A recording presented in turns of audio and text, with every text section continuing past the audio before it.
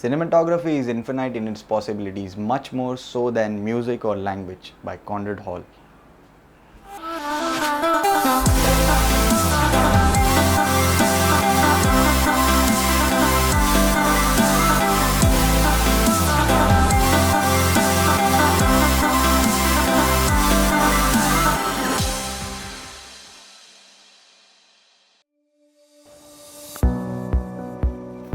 Hey everyone, welcome to the brand new and exciting episode of the Indian Filmmaker. In the previous video, we learned the technicalities of the camera, but in this video, we learn how to tell a story through cinematography.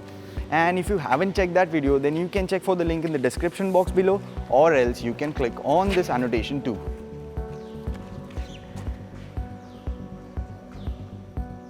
I've seen many short films made on an amateur level, and what they lack the most is their camera work. Well, almost everything. Cinematography is not just about having multiple camera angles, there is a lot more to it. As I said in the previous episode, set up your picture style so that you can get cinematic look to your footage. But a cinematic look should be decided even before you start shooting your film.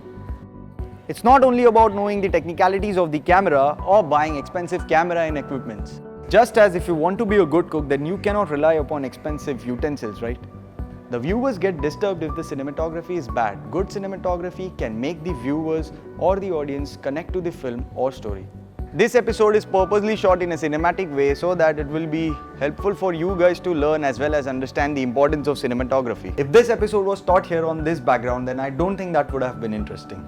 So for basic cinematography, what you can do is plan your shots accordingly while pre-production, so to avoid that problem of being blank on the day of the shoot. Cinematography depends upon the feel. One second. It depends upon the feel and intensity of the movie which you're going to make. So if you want to be a good cinematographer, then you have to connect with your director's vision and try to convey the story according to the intensity of the film. Before talking about camera angles and camera movements, first let's take a look at the different types of lenses which you should use while filming a particular scene.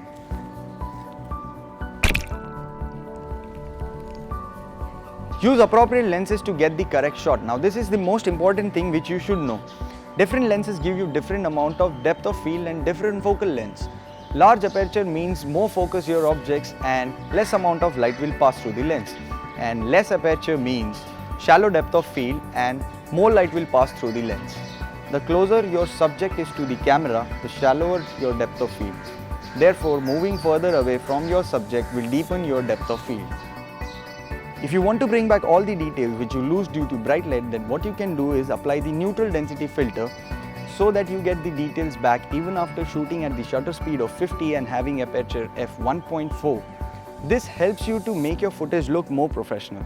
If I'm standing here in this location and if we use the wide angle lens, then you would get to know how huge this location is. Basically, a wide angle lens is used to establish the location. In easy terms, you would get to know where am I standing.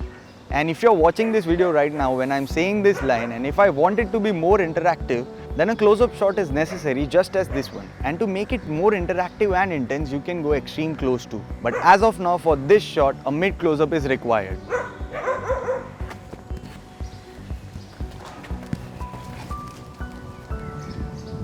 Talking about camera movements, if there is a scene which is really intense, then you can go for handle shots, because that will keep your viewers more interested and connected to the story.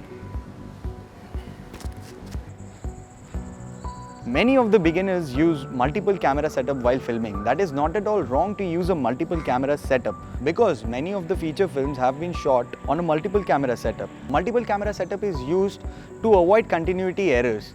And while using a multiple camera setup, make sure that you use it wisely, because you will create some cinematic flaws which you wouldn't even know. Beginners use zoom in and zoom out while filming, and that looks pretty amateur too. It is not wrong to use a zoom, because many of the Bollywood films from the era of 70s to 80s, almost shots were zoom in and zoom out. And if you have to use zoom in or zoom out, then use that cleverly and plan your shots accordingly while drawing your storyboard. So that's it for this week's video, and I'll catch you guys next week with a new episode. Bye guys. So please like, share, comment and subscribe to the Indian Filmmaker. चलो